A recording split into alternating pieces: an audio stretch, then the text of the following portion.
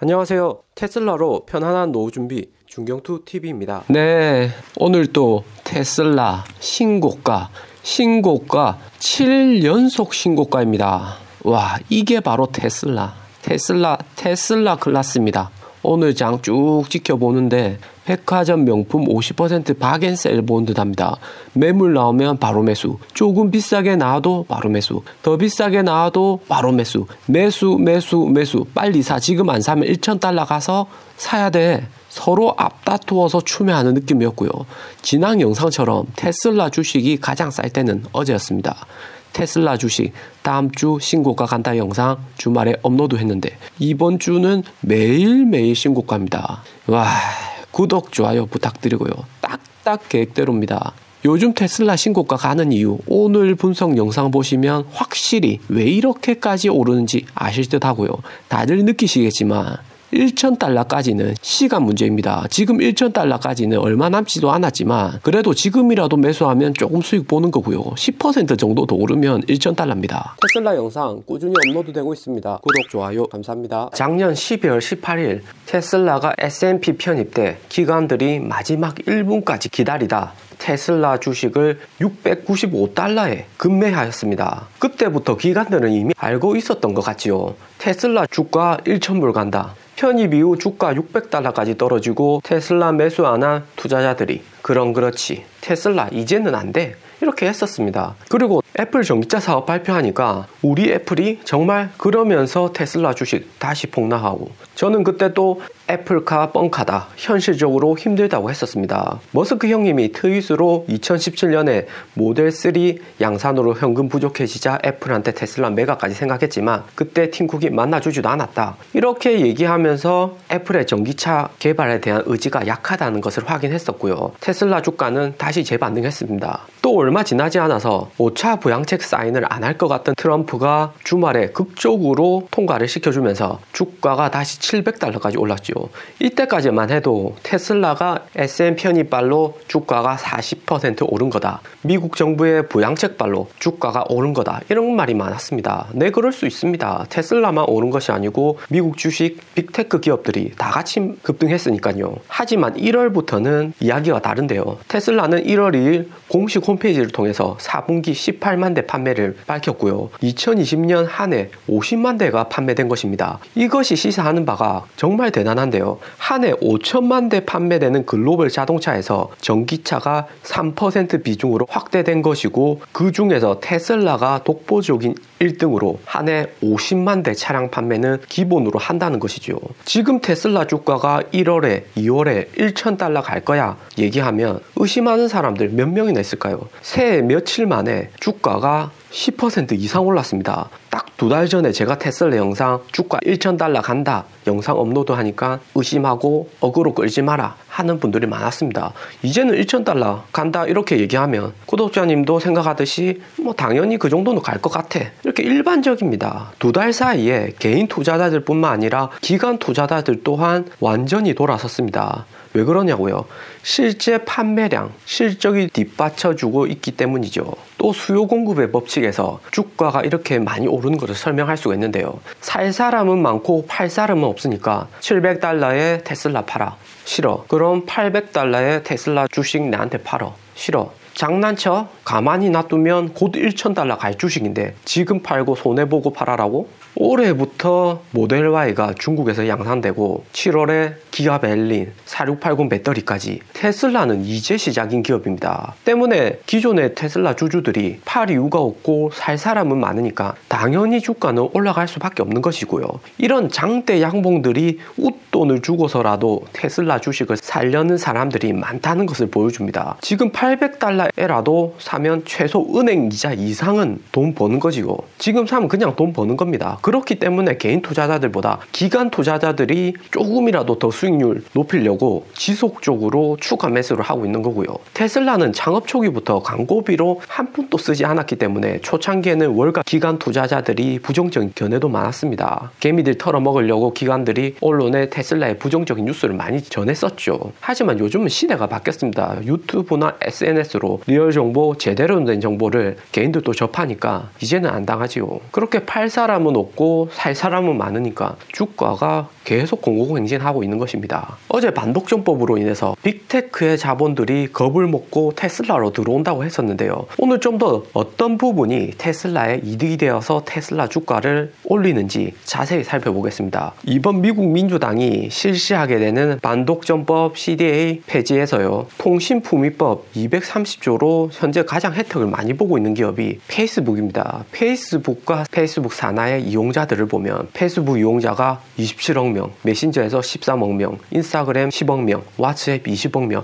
다 합쳐서 70억 명이 넘습니다. 이렇게 다수가 이용하다 보니까 페이크 뉴스나 반정부적인 게시글이 하루 종일 검색 순위 상위에 있다 보면 개인들도 오해를 하게 되는 것이죠. 이 때문에 바이든 당선인이 페이스북이 민주주의를 해친다, 페이스북이 싫다, 뭐 이런 말을 했는데요. 페이스북뿐만 아니라 구글, 엔비디아, 애플까지 다 여기에 해당됩니다. 반독점법이 실행되면 수조 원대의 천문학적인 벌금 이외에도 최악의 경우에는 기업을 분할해야 하는데요. 기업을 분할하게 되면 각 사업 부분을 다른 기업에 팔아야 되는 리스크가 생깁니다. 구글로 치면 유튜브를 마이크로소프트에 팔고, 페이스북은 인스타그램을 AT&T에 팔고, 뭐 이런 경우가 생기는 거죠. 이 때문에 지금 애플이나 구글, 엔비디아가 자율주행까지 신경 쓸 겨를이 없습니다. 자칫 잘못하다가 자율주행의 사업 영역 침해로 인해서 반독점법에 걸리기 때문인데요. 당연히 테슬라는 반독점법에 제재당할 일이 없습니다. 테슬라가 전기차에서 연간 50만 대 이상 판매하지만 전기차 자체가 자동차 산업에서 3% 비중으로 작고 이제 성장하는 산업이기 때문에 오히려 빅테크들의 자본들이 반독점법으로 인해서 겁을 먹고 테슬라로 들어오는 거지요. 영국의 경쟁 감시 기관이 경쟁시장청에서 엔비디아의 영국 반도체 디자인 회사 ARM 인수에 대해서 조사를 착수했다는 뉴스가 떴는데요. 경제적으로 미국 눈치를 많이 보는 영국이니까 우선적으로 반독점법에 대한 조치를 실시한 거고요. ARM 반도체 설계 회사를 엔비디아가 인수하지 못하면 엔비디아 주가에도 매우 부정적입니다. 특히나 엔비디아가 ARM 반도체 1등 기업을 인수하면 애플, 삼성 모두 ARM에게 반도체 설계와 수주를 맡기기 때문에 반독점법에 위배되는 것이고요. 테슬라가 AI 자율주행에서 가장 위협적인 상대는 엔비디아입니다. 즉 반도체 칩 설계 1위 기업인 ARM을 인수하면 엔비디아가 지금 L2 트리플 플러스 단계의 자율주행에서 테슬라보다 충분히 먼저 L3 단계로 나갈 수 있는 가능성을 가지게 되는 거고요.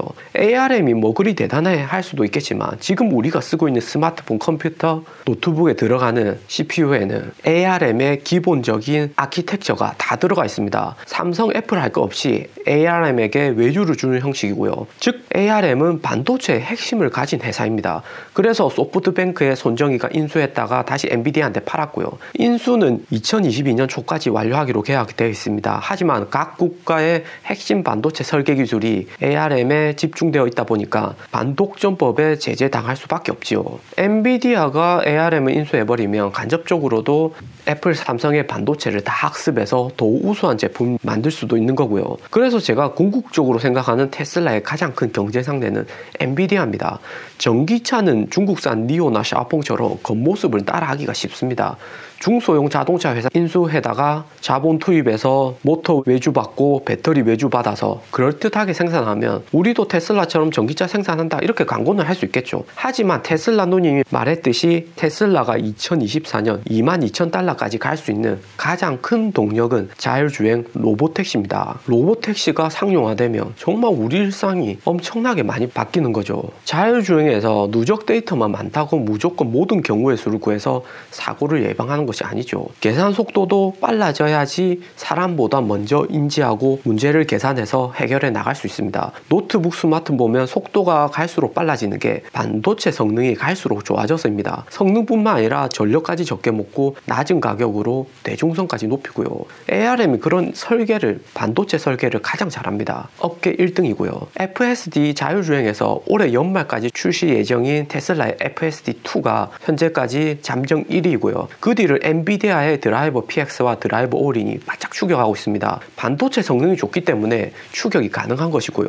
그 뒤로 퀄컴 모빌아이가 있는데 어느 기업 레벨 3로 먼저 가는가가 관건인데, 엔비디아는 ARM 인수가 힘들어지면서 테슬라 주가가 더 빨리 올라가는 겁니다. 좋은 칩을 생산하기가 힘들어지죠. 테슬라의 자율주행 칩은 이전 애플 출신 피터 바론이 테슬라 이사 겸 반도체 설계 업무를 담당하고 있고요. 피터 바론은 애플에서 6년간 근무했습니다. 또 FSD AI 자율주행은 오픈 AI에서 근무했던 안드레이가 맡고 있고요.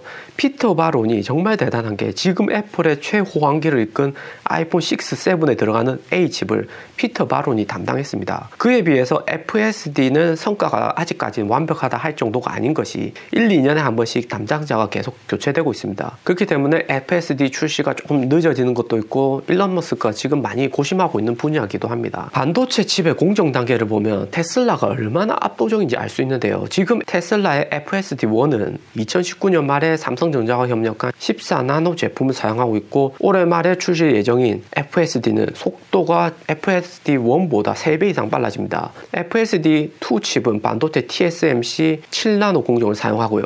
지금 엔비디아는 삼성하고 그래픽카드부터 AI 자율주행 반도체 파운더리를 협력하고 있고요. 삼성이나 TSMC 기술력은 업계 최고지만 보안 문제로 경쟁사들끼리 파운더리 기업을 다르게 해서 AI 자율주행 반도체 설계를 맡기고 있습니다. 그만큼 치열하다는 거죠. 테슬라의 자율주행 또 다른 경쟁사인 구글의 웨이모 또한 반독점법을 넘기 쉽지 않은데요. 에이미 클로버샤 상원의원은 조 바이든 정부의 법무부 장관 후보로 떠오르는 분인데요. 이분은 작년 11월 12일에 구글 분할 방안도 논의해야 된다고 했습니다. 구글은 더블 클릭으로 나오는 광고 시장의 90%를 장악하고 있다고 했고요. 구글이 지금 핵심 수익원인 광고 시장까지 정부의 이런 압박을 받고 있는데 웨이모까지, 자동차 산업인 웨이모까지 진출한다? 조금 어려움이 많습니다. 캘리포니아가 민주당 텃밭이라서 빅테크 기업들을 기업 분리한다는 것은 쉽지 않겠지만 페이스북, 구글같이 온라인 정보를 독점하고 있는 기업들에게 어느 정도 선에서 제재는 가해질 것 같고요. 미국은 전통적으로 독점 기업에 대해서 매우 부정적으로 보고 있는데요.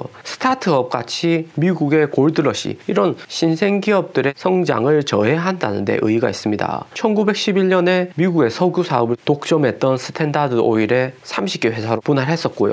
AT&T 미국 통신사 또한 8개 회사로 1980년에 분할시켰습니다. 다른 기업들한테 사업 분야를 다 판 거죠. 글로벌에서도 이 같은 상황인데요. 구글이 자동차의 영역인 웨이모에서 또 스마트폰과 iOS를 독점하고 있는 애플도 전기차 시장에 뛰어든다? 바이든 정부 아래서는 정말 힘들 듯 하고요. 이런 정책적인 요소가 아니더라도 구글 웨이모는 차량 생산업체가 아니기 때문에 현재까지 600대로 자율주행 데이터를 축적하고 있고, 그에 비해 테슬라는 테슬라 차주가 주행 데이터 축적에 도움을 주고 있어서 테슬라 차량이 판매가 늘어날수록 기하급수적으로 순식간에 자율주행 데이터가 늘어납니다. 현재까지 20억 킬로의 자율주행 데이터를 가지고 있죠. 압도적인 구조입니다. 오늘 또 애플하고 현대차가 전기차 공동 개발한다고 뉴스가 뜨면서 현대차 주가 신고가 찍었는데요. 지금 협상 진행 중에 있고 애플의 전기차와 핵심인 배터리 개발까지 현대차와 협력을 진행한다고 얘기하고 있습니다. 현대차는 작년에 CEO 인베스트데이에서 자체적으로 배터리 개발에 나서겠다고 밝힌 적이 있습니다. 2027년에는 애플카 출시를 목표로 한다고 하네요. 테슬라 주주 입장에서 보면 업계 1등인 폭스바겐이나 일본차가 아닌 현대차와 협력한다는 것은 한국 입장에서는 매우 고맙고요. 또 테슬라 주주 입장에서도 매우 고마운 뉴스입니다. 테슬라 영상 꾸준히 업로드되고 있습니다. 구독, 좋아요 감사합니다. 테슬라가 최신형 배터리 4680이 7월에 출시되고 2027년에는 1000만 대 가까이 판매될 것으로 예측되는데요. 2027년까지는 애플의 전기차 출시된다는 것은 아주 먼 계획입니다. 지금 테슬라에게는 큰 영향이 안 됩니다. 안 되고요.